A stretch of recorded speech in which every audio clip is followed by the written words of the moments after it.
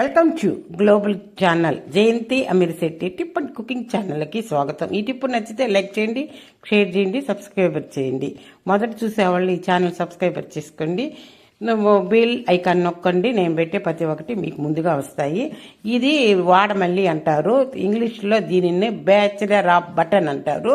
వాడకుండా ఉంటుంది కాబట్టి ఎక్కువ రోజులు వాడమల్లి అని పిలుస్తారు. ఇది ఊదా తెలుపు ఎరుపు రంగులలో అందమైన పువ్వులను ఉత్పత్తి చేసే వార్షిక మొక్క. ఈ అందమైన పువ్వులను మనం తమిళనాడులో ఎక్కువగా చూస్తాం. వీటిని తమిళంలో వాడమల్లి అంటారు. ఇది ఎక్కువ దీని బాగా రెక్కలన్నీ వచ్చేసి టీ పెట్టుకొని కానీ తాగితే